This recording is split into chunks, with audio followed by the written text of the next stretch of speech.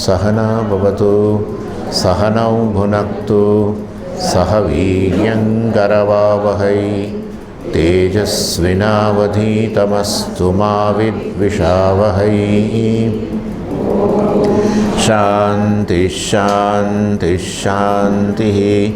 सदाशिवसमारम्भां शङ्कराचार्यमध्यमाम् अस्मदाचार्यपर्यन्तां वन्दे गुरुपरम्पराम्। ॐ त्रिजो श्लोक। न मे द्वेषरागौ न मे लोभमोहौ मदो नैव मे नैव मात्सर्यभावः न धर्मो न चार्थो न कामो न मोक्षः चिदानन्दरूपः शिवोऽहं शिवोऽहं चिदानन्दरूपः शिवोऽहं शिवोऽहं। सिक्स पैक બહુ બધે કામ ક્રોધ લોભ મોહ મદ માત્સર્ય એક બે વસ્તુ નથી, પણ એ કારણ કે કામ ક્રોધ જે છે એ દ્વેષ રાગને અંતર્ગત છે, એટલે પછી નથી વાત કરતા, પરંતુ એની એ જ વસ્તુ છે. નમે દ્વેષ રાગવ. મનુષ્યને રાગ અને દ્વેષ આખી દુનિયા માટે નથી, થોડી ઘણી જ વસ્તુ માટે છે. મોટાભાગની વસ્તુઓ માટે ઉદાસીનતા છે. અત્યારે આજે હોલની અંદર કેટલી બધી વસ્તુઓ છે, તમે જોજો, તમે નજર કરશો તો પણ તમને કે એવું બહુ ઝાઝો રાગ કે એવું દ્વેષ પણ નથી. આમ નજર કરી કદાચ એપ્રિશિએટ કરો કે આ બરાબર છે, પણ એવું કેમ રાગ કે દ્વેષ નથી, તીવ્ર ઈચ્છા નથી કે આ બહાર ઉતારીને હું લઉં કેવું કંઈ. દુનિયાની મોટાભાગની વસ્તુ માટે એવું છે. વિચાર કરો કેટલું સારું છે. તો એટલે ત્રણ પ્રકારના પદાર્થો છે જગતના મનુષ્યની ઈચ્છાને આધારે. એક છે જેના પ્રત્યે રાગ, બીજું છે જેના પ્રત્યે દ્વેષ, અને ત્રીજું છે જેના પ્રત્યે રાગ કે દ્વેષ નહીં, ઉદાસીનતા, ઇનડિફરન્સ. એટલે આ ત્રણ કેટેગરી જે છે એમાંથી આત્માને તમે કોઈ અહમ મતલબ અહમને કોઈ પણ કેટેગરીમાં નહીં મૂકી શકો. હું દ્વેષી, ના ભાઈ. હું રાગી, ના ભાઈ. અને હું ઉદાસીન, એવું નથી. ઉદાસીન હોય તો જીવન ઉદાસ થઈ જાય. હા, સારું છે. રાગ દ્વેષ છે તો સારું છે. થોડું માણસ કામ કરે, જજુમે રાગવાળી વસ્તુ મેળવવા માટે, દ્વેષવાળી વસ્તુને દૂર કરવા માટે જજુમે તો ખરો. નવરો તો ના બેસે. હા, આઇડલ્સ માઇન્ડ પેલું કે ને ઇઝ અ ડેવિલ્સ વર્કશોપ છે જેવું. એ બિલકુલ બિલકુલ સત્ય વસ્તુ છે. સિવાય કે જ્ઞાનીઓ અને જરા ઉત્કૃષ્ટ કક્ષાના સાધકો, એ લોકોના મન જરા જુદા હોય છે. એ લોકોના મનમાં નિરાંત હોય છે. જે મન નિરાંત અનુભવતું હોય ને, એ જેનું મન, એ વ્યક્તિ સાધુ છે. સાધુ, એને સાધુ કહેવાય. ગૃહસ્થ હોય તોય નિરાંત અનુભવતું હોય. નિરાંત ત્યારે જ અનુભવાય જ્યારે રાગદ્વેષ ન હોય. રાગદ્વેષ પર પોતાનું પ્રભુત્વ હોય, પોતાની ઈચ્છાઓ પર પ્રભુત્વ હોય. સાધુ રાગદ્વેષની નિવૃત્તિ કે એના પર પ્રભુત્વ લાવવા માટેનો એક જ રસ્તો છે, ધાર્મિક બનવું પડે. આપણે વાત કરવાના છીએ આજે, પુરુષાર્થની વાત કરીશું. એટલે જીવનમાં જે વ્યક્તિ ધાર્મિક છે એ રાગદ્વેષ ઓછા છે, સાચા અર્થમાં ધાર્મિક. હા, ધર્મ જેના જીવનનો પુરુષાર્થ છે, નહીં કે અર્થકામ. એ લોકોના મન ઘણા અંશે સાત્વિક હોય છે. ધર્મ સત્વની ઉત્પત્તિ કરે. રાગદ્વેષ છે રજોગુણ. રજો રાગાત્મકમ વિદ્ધિ, ભગવાને કહ્યું. આ રજોગુણમાંથી જ રાગ આવે અને એ દ્વેષ પણ એને લીધે. એટલે આ જે સિક્સ પેક છે એની અંદર નમે દ્વેષ રાગવ. પહેલું તો કે હું દ્વેષી પણ નથી, હું રાગી પણ નથી, કે હું ઉદાસીન પણ નથી. હું ઉદાસીન હોઉં તો પછી રાગી દ્વેષી ન હોઈ શકે. જો રાગી હોઉં તો દ્વેષી ન હોઈ શકું, જો દ્વેષી હોઉં તો રાગી ન હોઈ શકું, તો ઉદાસીને ન હોઈ શકું. એટલે આ ત્રણેયમાંથી એક કેટેગરીને અહમને મુકાય એમ નથી. અહમ એટલે આ ચિદાનંદ આપણે, એટલે એ અહમ જે છે એ વાસ્તવની અંદર આ ત્રણેયથી પર છે. રાગ દ્વેષ કે ઉદાસીનતાથી પર છે. અને આગળ કહે છે નમે લોભ મોહવ, નમે લોભ મોહવ. અને પહેલી તો મેં તમને વાત કરી હતી, આમ તો કામ ક્રોધથી શરૂઆત કરવી જોઈએ, પરંતુ મેં તમને કહ્યું હતું આ રાગદ્વેષ એમાં એવું છે, આજે આપણી રાગદ્વેષ જેમાં ઈચ્છાઓ આવે છે એ બધી નાનપણથી જ હોય. બાળક જે છે ને, તમે જોજો જન્મ્યા પછીના થોડા જ વખતમાં તમને ખબર પડે કે એને અમુક વસ્તુ ભાવે છે, નથી ભાવતી, બધું હોય છે.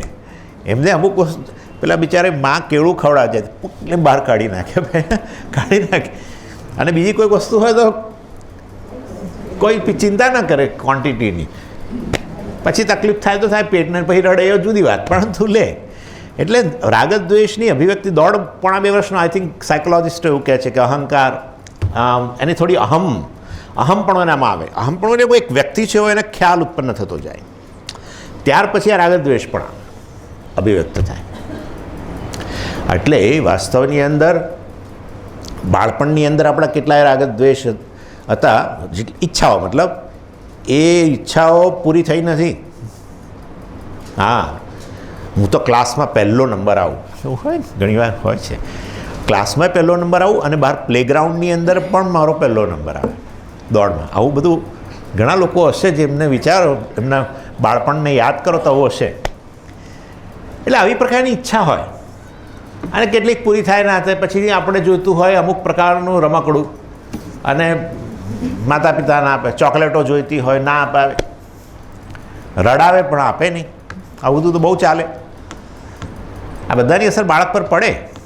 મા બાપને એમ કે મેં એનું ધાર્યું ના થવા દીધું, પરંતુ એમને ખબર નથી કે શું એમણે ડેમેજ કર્યું છે, કલ્પના જ નથી એ લોકોને.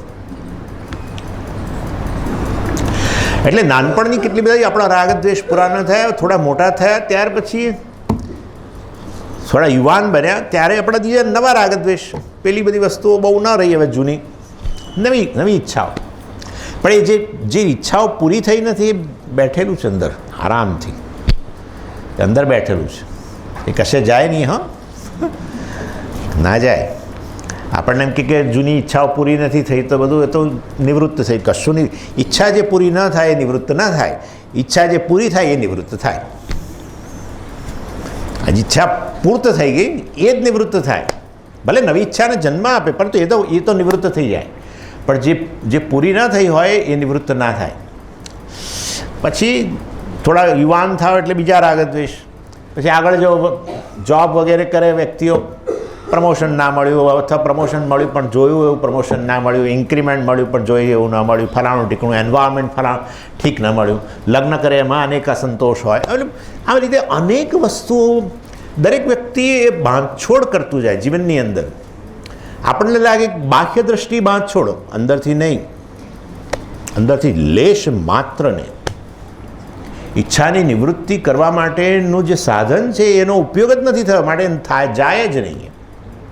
બહારથી એવું લાગે કે આ બધું આપણે તો ઈચ્છા પૂરી ના થઈ તો જાણે કે નહીં મળ્યું તો કંઈ નહીં, આમ બોલીએ ખરા, ના મળ્યું તો કંઈ નહીં સ્વામીજી, અમને તો બધું ચાલે, કશું ચાલતું નથી. એટલે આ બધી નહીં પૂરી થયેલી ઈચ્છાઓ જે વાસ્તવની અંદર ઇમોશનલ ડિસ્ટર્બન્સ ઊભું કરે છે બધા. અને એમાં સૌથી પ્રથમ આવે ક્રોધ. આવી વ્યક્તિઓ બહુ જ ઇરિટેટિંગ હોય.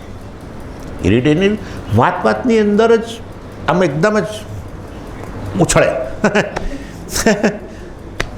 જે લોકોની ઈચ્છાઓ ઘણા અંશે પૂરી થયેલી નથી એ બધા લોકો ક્રોધી લોકો છે. બહુ લોકો હોય છે. સામાન્ય એંગર, લેજિટિમેટ એંગર કહેવાય એને, એ તો બરાબર છે. પણ આ બધા જે છે ને વધારે પડતો એ બધા લોકો સાયકાટ્રિસ્ટ પાસે જવું જોઈએ, થેરાપી લેવી જોઈએ. ખરેખર એમાં વેદાંત કામ ન કરે, જરા પણ નહીં કરે કામ. એટલે હું એક દિવસ મેં પહેલા દિવસે કહ્યું હતું, સાયકોલોજીકલ પ્રોબ્લેમ હોય એનું સોલ્યુશન વેદાંતમાં શોધો, કદી ના આવે.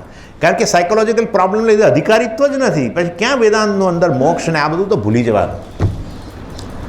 હા, કંઈક થોડો ઘણો ગુસ્સો હોય, આ હોય તે હોય, દેટ્સ ફાઇન. એ બધું ધીરે ધીરે હેન્ડલ થઈ જાય. પણ આ ન થાય.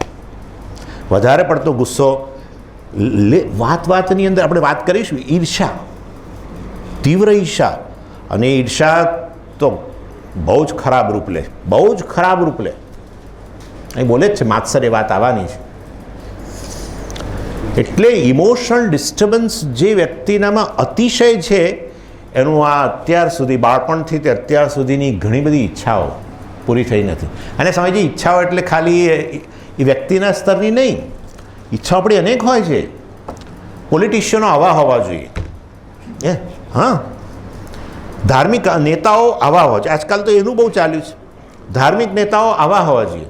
સ્વામીજી, આ બધાઓને જોઈને એમ થાય છે કે હું તો નથી ભણતો ને સારું છે, આવું બધું બોલે.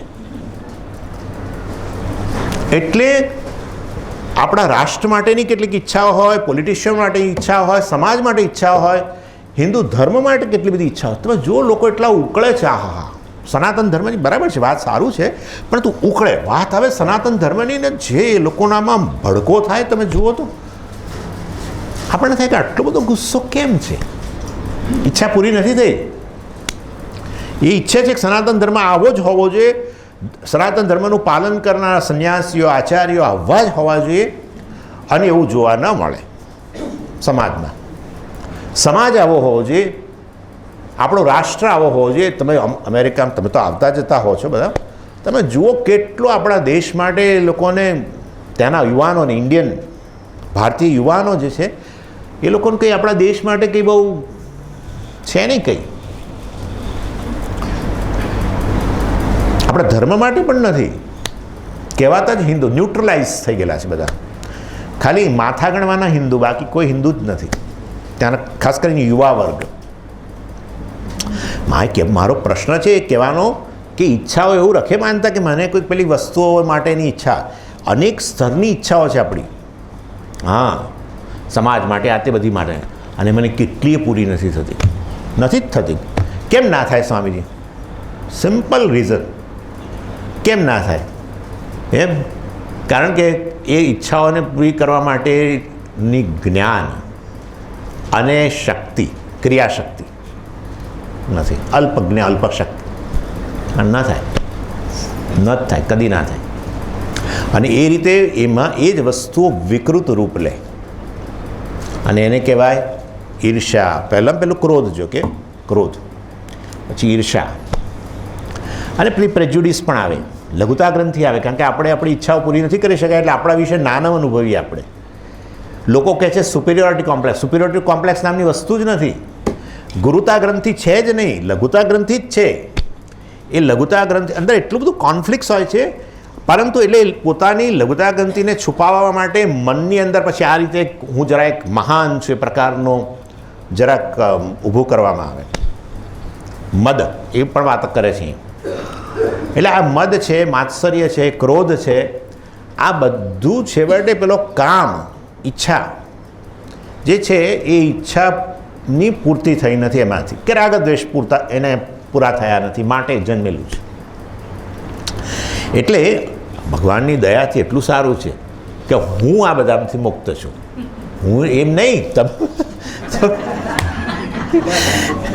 નમે દ્વેષ રાગવ નમે લોભ મોહવ મદો નૈવ મે નૈવ માત્સર્ય ભાવ. એટલે હવે ત્રીજી વાત કરીએ લોભની. આ લોભ જે છે ને એ કેટલા આપણા જીવનમાં કેટલીક સિદ્ધિઓ માટેનું આપણને આકર્ષણ હોય ને, એમ્બિશન, અમુક વસ્તુઓ મેળવવી છે મારે, એટલે એ મેળવવા માટે જ્યારે પ્રયત્ન કરીએ અને એના માટે આપણે યોગ્ય માર્ગ અપનાવીએ તો બરાબર છે. પરંતુ ક્યારેક એ વસ્તુઓની પ્રાપ્તિ માટે આપણને જે વસ્તુનું મૂલ્ય છે એ મૂલ્યનો આપણે ભોગ આપીએ. મને શાનું મૂલ્ય છે? મારી કોઈ છેતરપિંડી ના કરે. સ્વામીજી, હું તો કદી છેતરાવું નહીં, તમે છેતરાવો. એટલે મને કોઈ છેતરવો ના જોઈએ, મારું કોઈએ શોષણ ન કરવું જોઈએ. છેતરવું જોઈએ એટલે મને જુઠ્ઠું પણ ન બોલવું જોઈએ, બધાએ સાચું જ કહેવું જોઈએ, મને બધાએ પોતાની બધી વાત મને કરી દેવી જોઈએ, એવું પણ છે. બધાએ જે પણ જેના પણ સંપર્કમાં છું એણે કોઈ પણ છુપાવવું ના જોઈએ. એને પહેલાંને ખબર પડે ને કે આણે કંઈક છુપાવ્યું છે તો એને ગમે નહીં. આટલો બધો નજીક છે ને મારાથી છુપાવે છે એમ કે. પતિ પત્નીમાં બહુ ચાલે છે આવી સંતા કુકડી, વર્ષો સુધી ચાલે. પત્નીઓ શીખી ગયા હોય છે કે આ પતિથી અમુક વસ્તુ તો છુપાવે જેવી જ છે, એમને બધું કહેવાનું ના હોય. સ્વામીજી ઘણીવાર પૈસા પણ ધીમે રહીને થોડું થોડા કાઢ પેલા આપે ને 20,000 રૂપિયા લો મહિને ખર્ચા પેટ, બધું આમ કરી ક્યાંક રખાય. પેલા ભાઈને કંઈ ખબર જ ના પડે તો કોઈક દિવસ આમ પેલું ગાડલું ઉચકે ત્યારે અંદરથી નોટો નીકળે, આવું બધું થાય. કંઈક અંશે આ બધી વસ્તુની જરૂરિયાત હશે, ન જ કહેવું જોઈએ જ્યાં સુધી વસ્તુ તમે વલ્નરેબલ બની જાઓ. નહીં તો બધી વસ્તુઓ બધે કહેવા માંડો ને એ વસ્તુ ઠીક નથી. નીતિશાસ્ત્ર પણ ના પાડે છે જ્યાં સુધી વ્યક્તિનો વિશ્વાસ તમે સંપાદન ન કર્યો હોય ત્યાં સુધી પૂરેપૂરા ઓપન ન થવું જોઈએ, છે જ વસ્તુ.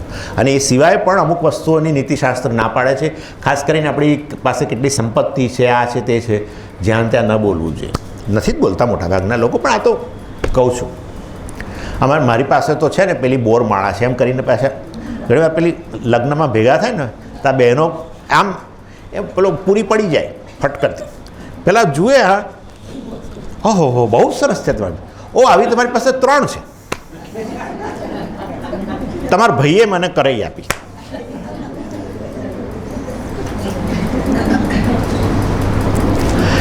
એટલે લોભ ક્યારે જન્મે કે જે વસ્તુ પ્રાપ્ત કરવી છે, એમ્બિશન, એ વસ્તુની પ્રાપ્તિમાં મને એવું લાગે કે હવે મારે આ મૂલ્યોનો ભોગ આપવો પડશે અને હું આપું તો હવે એ વસ્તુ લોભ બની ગઈ. કોઈ પણ વસ્તુ તમે જેની ઈચ્છા રાખો છો એની પ્રાપ્તિમાં જ્યારે મૂલ્યનો ભોગ આપો ત્યારે તમને એ વસ્તુ માટે લોભ છે નક્કી થઈ ગયો. લોભના 2 સ્વરૂપ છે. એક તો છે કે લોભ છે કે નહીં કઈ રીતે ખબર પડે સામેજી. લોભ હોય ને ત્યારે આપણે ઘણી વસ્તુઓ બધી ભેગી કરવાની બહુ ઈચ્છા થાય, અન્યની વસ્તુઓને ની પર આપણી માલિકી સ્થાપી દેવાની ઈચ્છા, એ લોભનું પહેલું લક્ષણ છે. અંગ્રેજીમાં એને હોર્ડિંગ કહે છે. ભેગું કરે ચારે બાજુ, ચોપાનીએ પણ વેચાતા હોય તો લઈને મૂકી દે. કોઈ કશું કામ ના પણ તો સંગ્રહ સાપ કામ લાગે. એ લોકોના ઘરમાં તમે પ્રવેશો તો પહેલાં તમારું સ્વાગત પેલા 50 વર્ષ જૂના લાકડા કરે. લાકડાઓ 50 વર્ષ જૂના પડ્યા હોય ચારે બાજુ ઘરની અંદર હખડે ઠઠ.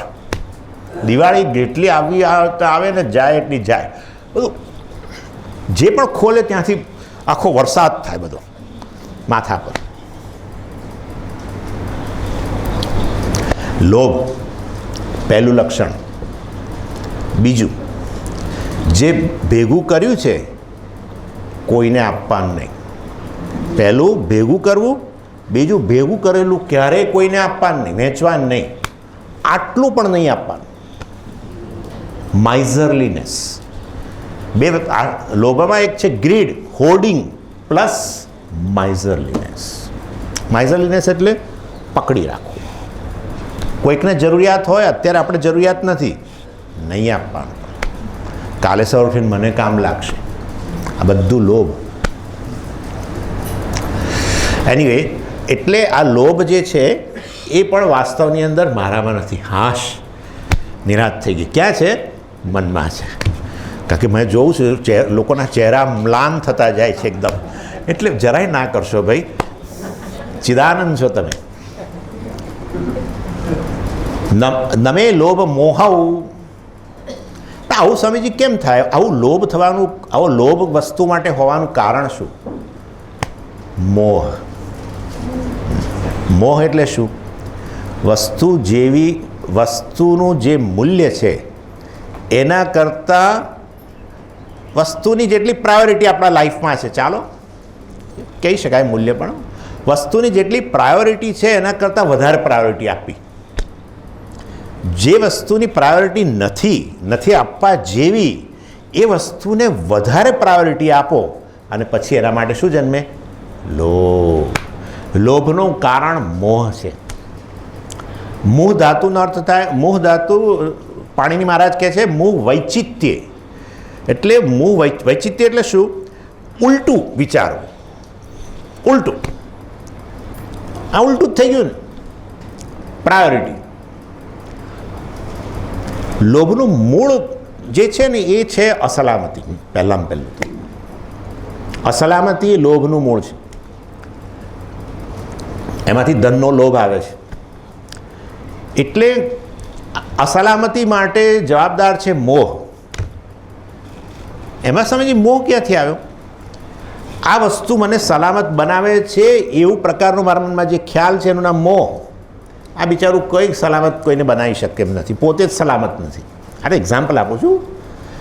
કોઈ પણ વસ્તુ હું એને સલામતીનું સાધન માનું જે ખરેખર ન હોય અને પછી એને પ્રાયોરિટી આપું મારા જીવનની અંદર, બીજી બધું બાજુએ એને પ્રાયોરિટી આપીને પછી એને અન્યનું હોય તો પણ મારું બનાવવાનો પ્રયત્ન કરું. આ લોભ. અને પછી બનાવ્યા પછી ધન હોય દાખલા તરીકે, મારું પોતાનું બનાવ્યા પછી ક્યાંય આટલું પણ ના.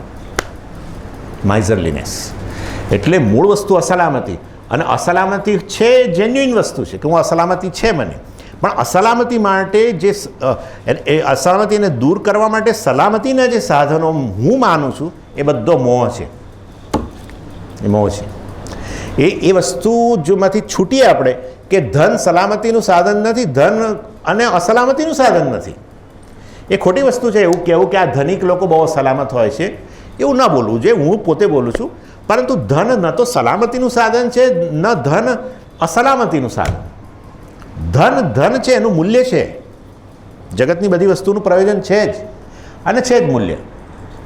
પણ ધન સલામતીનું સાધન છે, સલામતીનો સોર્સ છે, એ તો ખોટી વસ્તુ છે. તદ્દન ખોટી વસ્તુ છે. ધન પોતે જ સલામત નથી ઇનફેક્ટ. ચાલો એનીવે, એટલે એ વસ્તુમાંથી આપણે છૂટી જઈએ.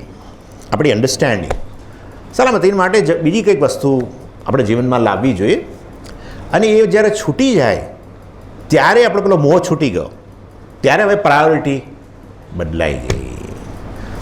અસલામતી માટેની પ્રાયોરિટી એને દૂર કરવા માટે પ્રાયોરિટી શેની આવી? હવે જ્ઞાન વગેરે. હા, પેલું ન હોવું જોઈએ ને, કારણ એનું મૂલ્ય છે અને માટે એ ધન કમાવા જાય છે. પરંતુ આ વસ્તુ સલામતી માટે, પેલી વસ્તુ જીવન ચલાવવા વગેરે માટે, થોડા બાહ્ય કમ્ફર્ટ્સ વગેરે માટે, એ રીતે. આને કહેવાય મોહ છૂટી ગયો. જો મોહ છૂટી ગયો તો ધનનો લોભ છૂટી ગયો. આવું છે. એટલે આ રીતે લોભ મોહવ, આ લોભ અને મોહ જે છે એની મેં તમને ખાલી લક્ષણ આપ્યા.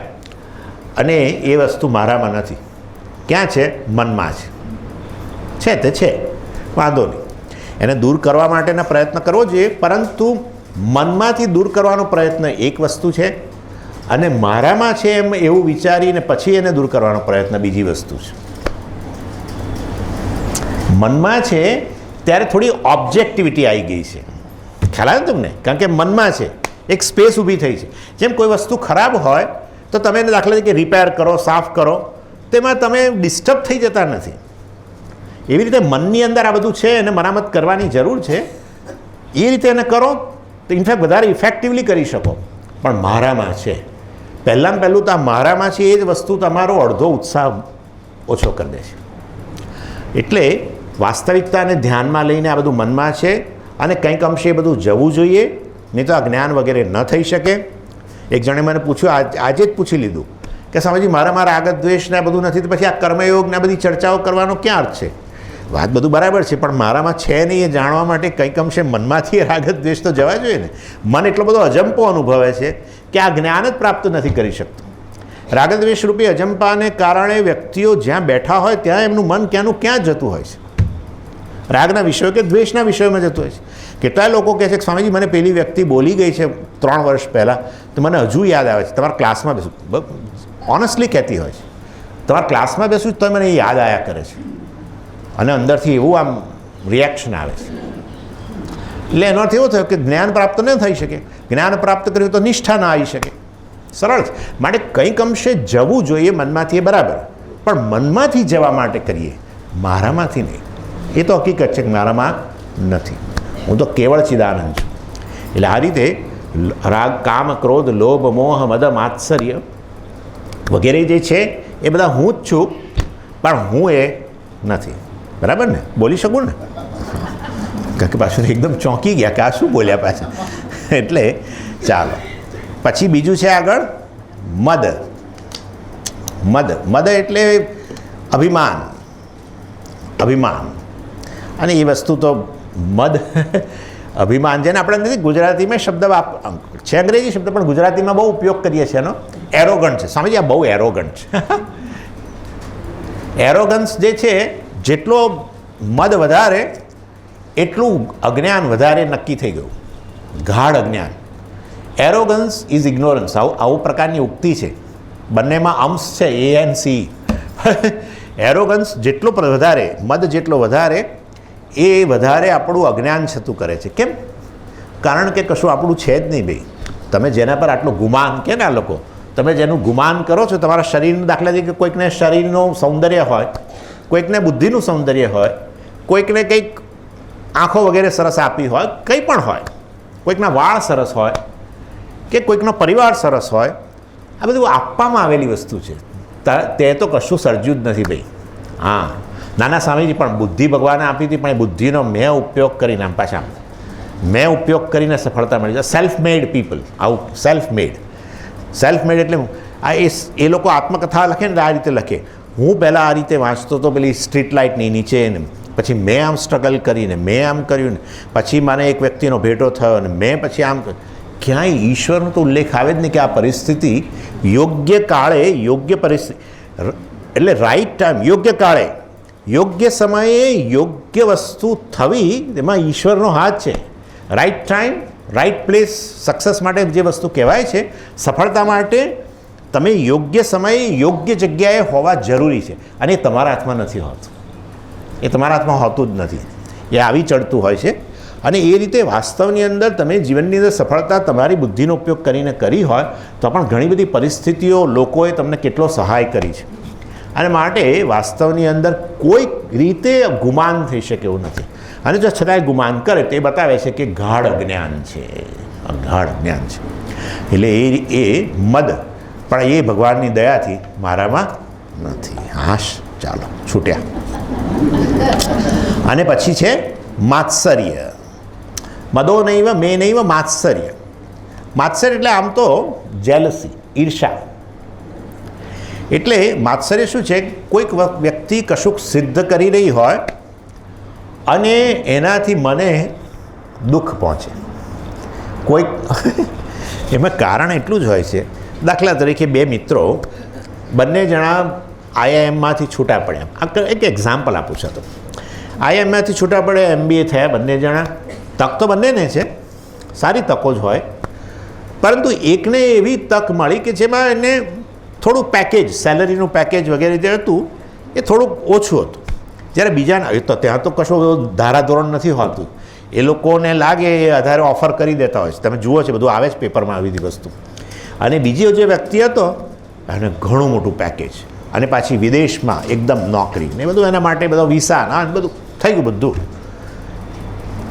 હવે આ વ્યક્તિ જે છે ભણ્યો સરસ છે, એને સારો પગાર છે, બધી સારી જોબ છે, બધું છે, પરંતુ વાસ્તવમાં એને જે વસ્તુનું મૂલ્ય છે, ધન અને આ જોબ અને પેલું હોદ્દો વગેરે, એમાં પેલો અન્ય વ્યક્તિ આગળ વધી ગયો છે. બસ દેટ્સ ઇટ.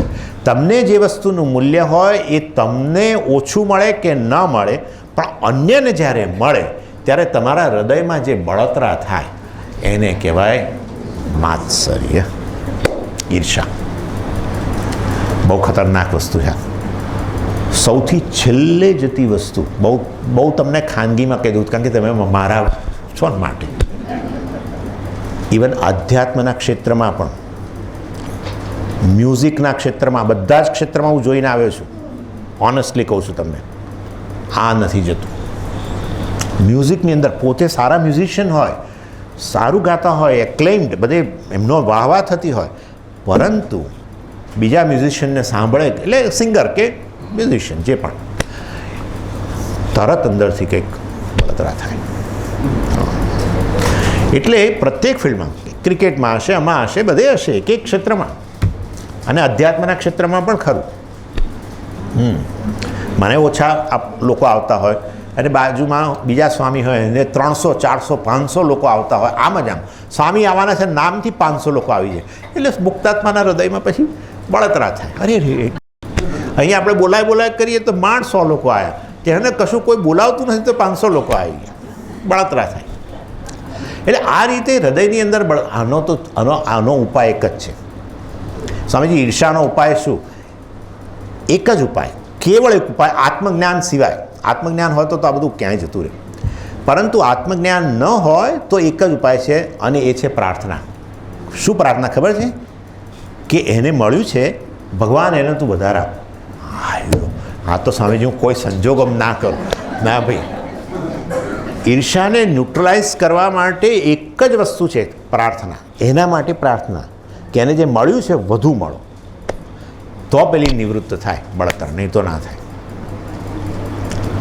અને બહુ વિચિત્ર વસ્તુ એ છે કે તમે જેની ઈર્ષા કરો છો ને, જો ખરેખર તમારે ક્યારેક એની સાથે મિત્રતા થઈ જાય ને તમે મન ખોલે ને તો ખબર પડે કે એ તમારી ઈર્ષા કરે છે. રિયલી આ વસ્તુ જોજો તમે, કે તમને થાય કે હું એની ઈર્ષા કરું છું, એ તો એને તો પડેલી જ નથી મારી જરા પડને, એ મારી ઈર્ષા નથી કરતો. એવું નથી હોતું, એવું નથી હોતું. એ વ્યક્તિ તમારી ઈર્ષા કરતો હોય છે. આ ઈર્ષા વિશે બહુ અત્યારે તો કહેવાય, પણ કહેવાનો આશય એવો છે, બહુ વિચિત્ર વસ્તુ છે એકદમ. એટલે મારો કહેવાનો આશય એ છે કે એટલી બધી વાહિયાત વસ્તુ, મૂર્ખતા છે ખરેખર જુઓ તો, પણ છૂટી નથી શકાતું. છેવટે જવાબદાર વસ્તુ છે આત્મા વિશેનું અજ્ઞાન. તમે એક મર્યાદિત વ્યક્તિ તરીકે જુઓ છો નેચરલી, અને જ્યારે મને મર્યાદાનો અનુભવ થતો હોય અને ત્યારે મારે અનેક ઉણપો હોય, અને એને ઉણપોને દૂર કરવા માટે અનેક વસ્તુ મારે પ્રાપ્ત કરવી હોય જીવનની અંદર, જેનું મને મૂલ્ય હોય, અને એ વસ્તુમાં જ્યારે ઊણો પડવું, ઓછી આવે પ્રારબ્ધ વગેરેને કારણે, ત્યારે અને બીજાને જ્યારે વધારે મળી જાય ત્યારે આ વસ્તુ થવાની છે. પરંતુ આ એક ઉપાય, આત્મજ્ઞાન સિવાયનો ઉપાય પ્રાર્થના. જેના માટે ઈર્ષા આવી, જેને જે વસ્તુ માટે તમને ઈર્ષા આવી એ વસ્તુ પહેલાંને વધારે મળે એવી પ્રાર્થના, તો ન્યુટ્રલાઇઝ થઈ જાય થોડોક સમય. જ્યારે પહેલી વાર પ્રાર્થના કરો ત્યારે તો બહુ અંદરથી થાય કે ભગવાન ભોંય આપી દે તો ભેગો થઈ જાઉં ને, પણ થઈ જાય. ચાલો, અને ભગવાનની દયાથી મારામાં તો છે જ નહીં. ચિદાનંદ રૂપ શિવોહમ શિવોહમ. હાશ નમે દ્વેષ રાગો નમે લોભ મોહવ મદો નૈવ મે નૈવ માત્સર્ય ભાવ. હવે કહે છે પુરુષાર્થ, ન ધર્મો ન ચાર્થ, ન ચાર્થો નહીં, ન ચ અર્થો, ન કામો ન મોક્ષ, ચિદાનંદ રૂપ શિવોહમ શિવોહમ. પુરુષાર્થની વાત કરવાની છે, એટલે હવે મારી પાસે ઘણું બધું કહેવાનું છે. જો મનુષ્ય અને બીજા જીવો, એ બેની અંદર પહેલાં પહેલો ભેદ આ છે. મનુષ્યના જીવનમાં પુરુષાર્થ છે, ધ્યેય છે. કૂતરાને કોઈ ધ્યેય નથી. કૂતરાને પૂછું તાર ક્રિકેટર બનવું છે તો 2 વાર ભસે કે બન્યો નથી અને બનવું પણ નથી, ભો ભો. ગાય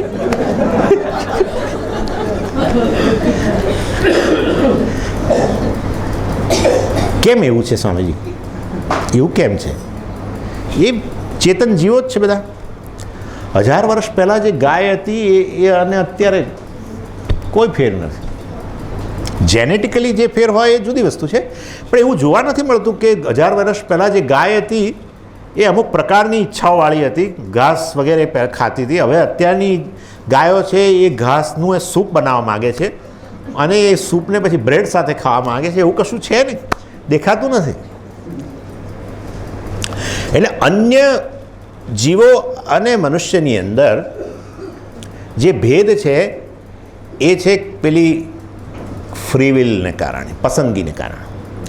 પસંદગી, ફ્રીવિલ જે છે એ પસંદગીની ક્ષમતાને કારણે, અને મનુષ્યને બનાવવામાં આવ્યો છે પૂર્ણ સભાન પોતાની જાતથી, અને એને કારણે વાસ્તવમાં એ અનેક પ્રકારના ધ્યેય પોતાની પસંદગીને અનુરૂપ બધા એ સેટ કરે છે અને પ્રાપ્ત કરવા પ્રયત્ન કરે છે.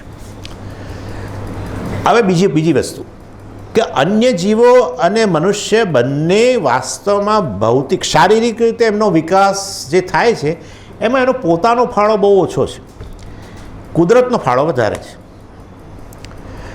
ગાય જે છે એ વાછરડું હોય ત્યાંથી પુખ્ત બને તો ઘાસ ખાતી રહે, પાણી પીતી રહે, અને જોતામાં પુખ્ત બની જાય ને બીજા વાછરડાને જન્મ આપે, થોડોક સમય જીવે ને પૂરું થઈ જાય. કોઈ દિવસ તમને કે મને એવો વિચાર ના આવે કે આ ગાય શારીરિક રીતે પુખ્ત બની પણ લાગણીની રીતે ઇમોશનલી આ ઇમેચ્યોર છે, ઇમોશનલી ઇમેચ્યોર કાવ, આવું આવે કોઈ દિવસ મનમાં? ના આવે. કારણ કે લાગણીની રીતે પણ એ પુખ્ત છે અને શારીરિક રીતે પણ પુખ્ત છે. એ પ્રકારનું પ્રોગ્રામિંગ જ છે. ઈશ્વર પ્રોગ્રામર જે છે મોટો, એણે આ પ્રકારનું પ્રોગ્રામિંગ કરેલું છે. મનુષ્યના કિસ્સામાં જુદું છે. મનુષ્ય પણ જોતાની અંદર આમ બિચારો ખાતો પીતો રહે, કૂદાકૂદ કરતો રહે, તો એક દિવસ એને મૂછોના દાણા ફૂટી જાય, દાઢી કરતો થઈ જાય, શારીરિક રીતે પુખ્ત બની જાય, પણ માનસિક રીતે પુખ્ત નહીં. લાગણીની રીતે પુખ્ત નથી. એટલે અંદરો અંદર ફેશન હોય છે કહેવાનું, સમજીએ બહુ ઇમેચ્યોર છે, આમાં ઇમેચ્યોર છે. ઇમેચ્યોર 50 વર્ષના છે, અક્કલ તો આ છે નહીં તમારા સ્વામી. હું એમ નથી કહેતો લાગણીની રીતે, ઇમોશનલી ઇમેચ્યોર છે એમ કે. એટલે એનો અર્થ એવો થયો કે મનુષ્યએ ઇમોશનલી મેચ્યોર બનવા માટે ઇનિશિએટ કરવું પડે. કેમ કરવું પડે? ભગવાન કહે છે મેં તને ફ્રી વિલ આપી છે, મેં તને પસંદગીની ક્ષમતા આપી છે, માટે તારો વિકાસ કેવળ શારીરિક નહીં પરંતુ માનસિક રીતે પુખ્ત બનવા માટેની ક્ષમતા તારામાં છે. અને એ મેં તને પસંદગીની ક્ષમતા આપી હોવાને કારણે એ તારે એ દિશાની અંદર પ્રયત્ન કરવાનો છે. હું નહીં કરું. મારું કામ તને શારીરિક રીતે પુખ્ત બનાવવાનું છે. નેચરના લો, કુદરતના નિયમોથી તમે શારીરિક પુખ્તતા જોતામાં આવી જાય, ખાતા પીતા રહો વગેરે થઈ જાય, એમાં કંઈ બહુ મોટી વસ્તુ નથી. પણ માનસિક પુખ્તતા, ઇમોશનલ મેચ્યોરિટી વાસ્તવમાં એ ઇનિશિએટ કરવી પડે. એના માટેના 2 ધ્યેય છે, 2 પુરુષાર્થ છે. હા, અર્થ અને કામ. હવે એ તો એમાંથી તમે કંઈ શારીરિક, એમાંથી તમે માનસિક રીતે પુખ્ત ના બનો. સમજાવું છું પછી તમને. પણ એનીવે, એટલે પસંદગીની ક્ષમતાને કારણે મનુષ્ય અનેક પ્રકારના ધ્યેયનું સેવન કરે. ગમે એટલા ધ્યેય હોય, એક વ્યક્તિના હજારો લિસ્ટની અંદર ધ્યેય હોય કે આ મેળવવું છે, આ મેળવવું છે. પરંતુ શાસ્ત્ર બહુ બ્રિલિયન્ટ છે. શાસ્ત્ર કહે છે તમારે જે કહેવું એ કહો. બિલિયન્સ ઓફ, કરોડો લોકો, અબજો લોકો, પરંતુ એ અબજો લોકોના મનની અંદર જે પણ ધ્યેય છે અમે તો એને આ 4ની અંદર જ મૂકી દઈએ છીએ. ખાલી 4: અર્થ, કામ, ધર્મ અને મોક્ષ. પહેલા અર્થની વાત કરીએ આપણે. અર્થ પુરુષાર્થ. અર્થ પુરુષાર્થ એટલે અર્થ જીવનનું ધ્યેય. અર્થ એટલે સલામતીનું સાધન, જેમાંથી સલામતી મળે એવું, જેમાં મને લાગે કે આ સલામતી આપશે, એ મારા જીવનનું ધ્યેય બને. 3 પ્રકારની સલામતી હોય છે. એક છે આર્થિક સલામતી, બીજી છે સોશિયલ, સોશિયલ સિક્યોરિટી. અમેરિકામાં સોશિયલ સિક્યોરિટી છે, સામાજિક રીતે સલામતી. અને ત્રીજી જે છે એ કહું તમને, એટલે એક છે આ સામાજિક, એક છે આર્થિક, અને ત્રીજી લાગણીની રીતે. અને એ 3 પ્રકારની સલામતી મેળવવા માટેના સાધનો જુદા જુદા છે. અમુક વસ્તુને આર્થિક રીતે સલામત બનાવે માટે એ તમારા જીવનનું ધ્યેય હોય. આર્થિક રીતે શું સલામત બનાવે? ધન. પહેલું તમારા સ્ટોક્સ, ને ભલે ઊંચા નીચા થતા હોય સ્ટોકના ભાવ, પણ કંઈક તો મળે છે વડે વર્ષના અંતે જે થોડું મળે.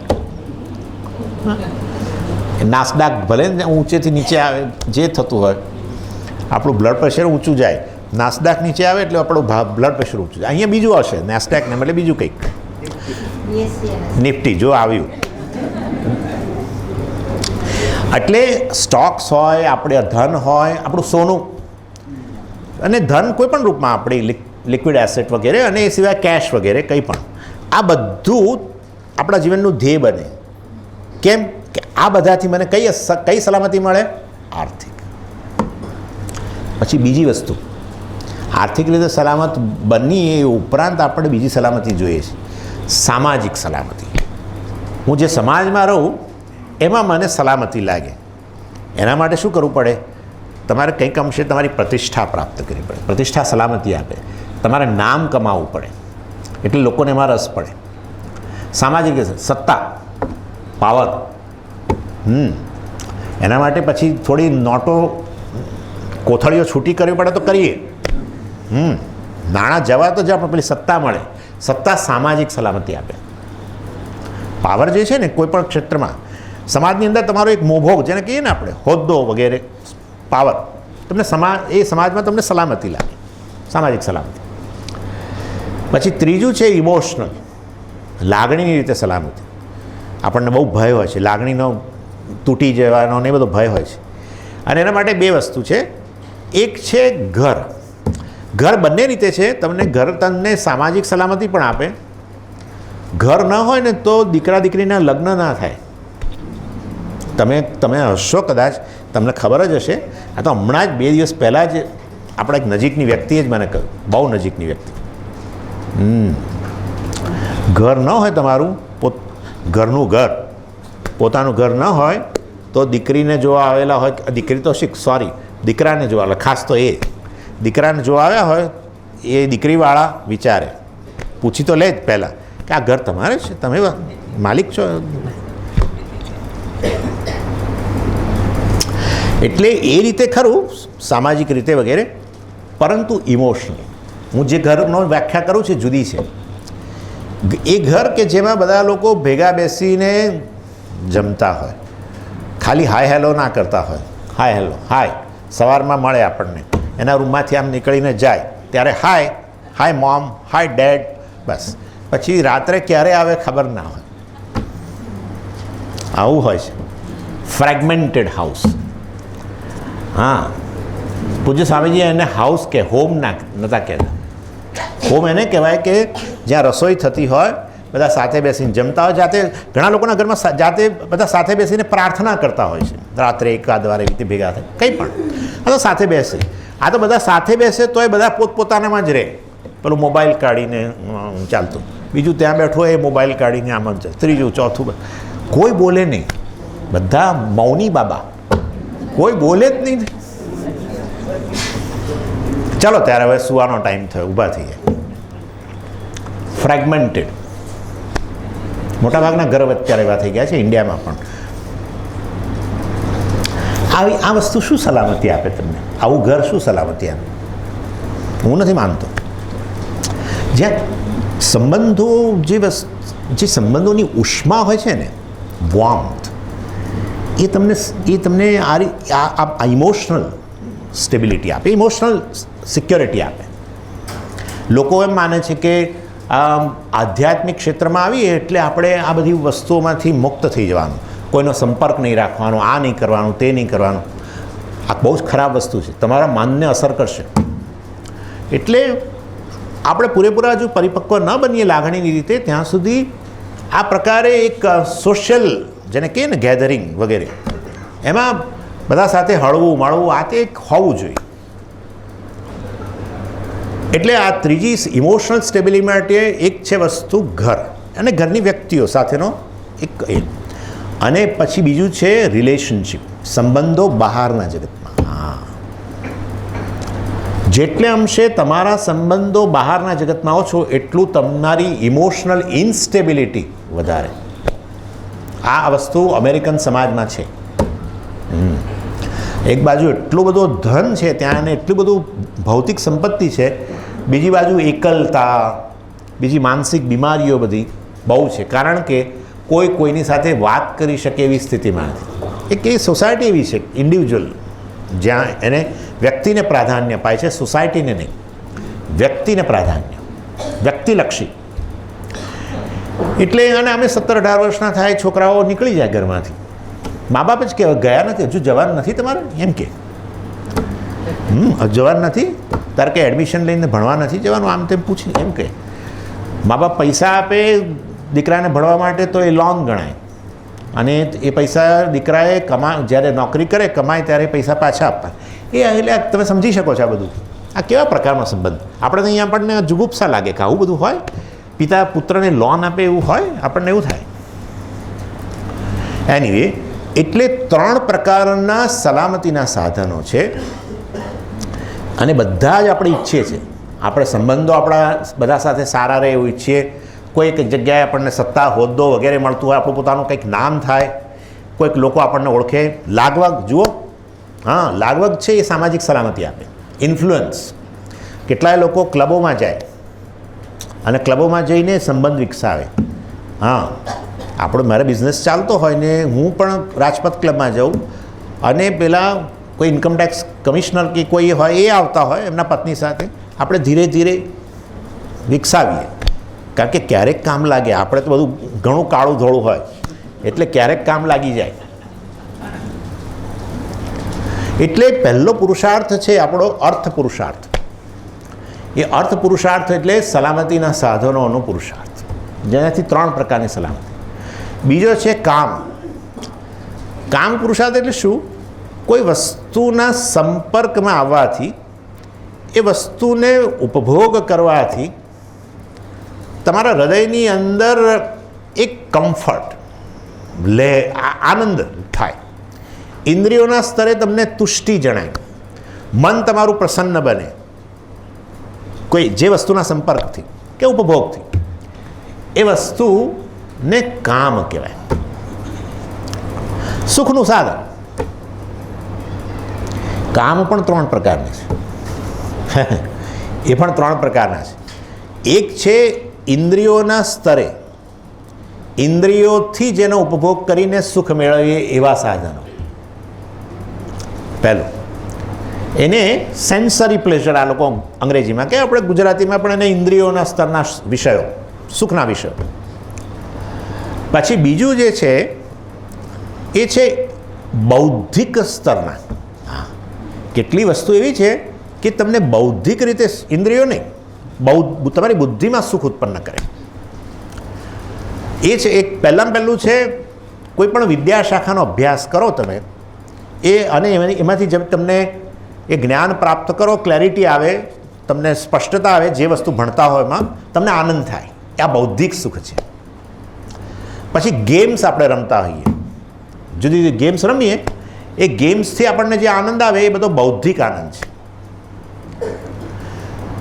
પઝલ, કેટલાય લોકો ગુજરાત સમાચારમાં પેલું લઈને બેસી જતા હોય છે, પેલું ક્રોસવર્ડ આવે ને, સવારના પોરમાં બેસી જાય, ચા પીતા જાય અને કરતા જાય. અંગ્રેજીમાં ટાઈમ્સમાં આવતું હશે, મને ખબર નથી, હશે જ.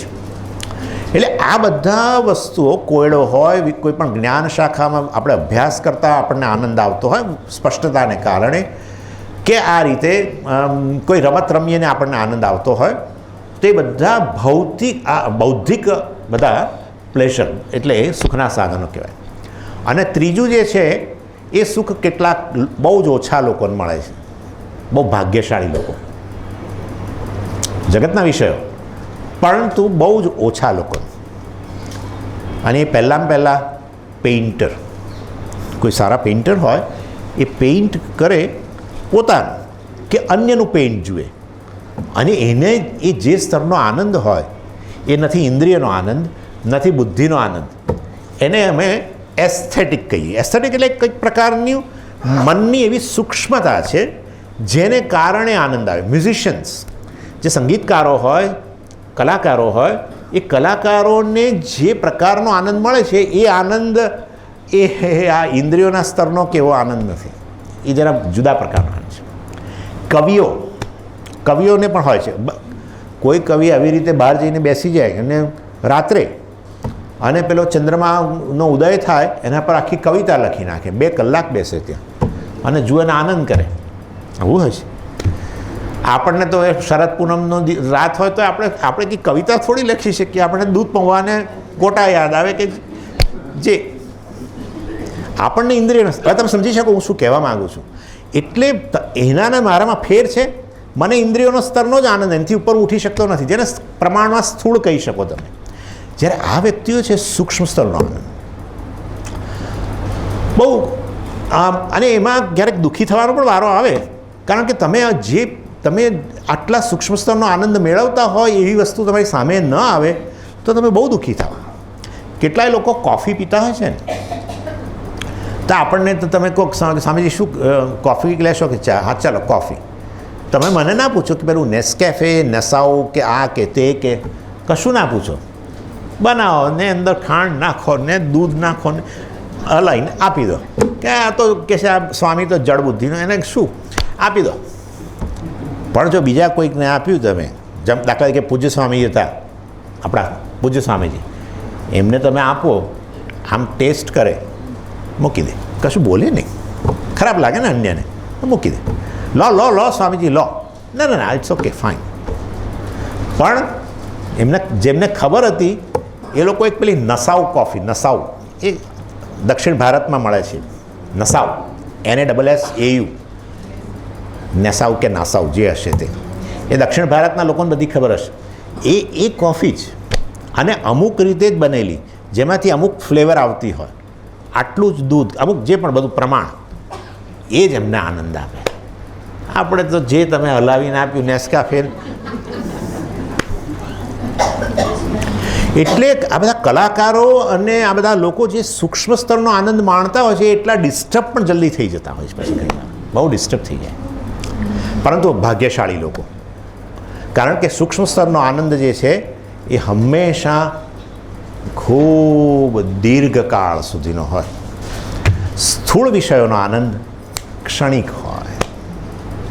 એ રીતે એ લોકો ભાગ્યશાળી છે. ચાલો, એટલે આ થયું કામ. 3 પ્રકારના કામના એટલે કે સુખના સાધનો, અને એ આપણા જીવનના ધ્યેય છે. અને ત્રીજી વસ્તુ છે ધર્મ. એની વાત હું પછી કરીશ. ઓમ પૂર્ણમદ પૂર્ણમિદં પૂર્ણાત પૂર્ણમુદચ્યતે પૂર્ણસ્ય પૂર્ણમાદાય પૂર્ણમેવાવશિષ્યતે. ઓમ શાંતિ શાંતિ શાંતિ. હરિ ઓમ શ્રી ગુરુભ્યો નમઃ. હરિ ઓમ.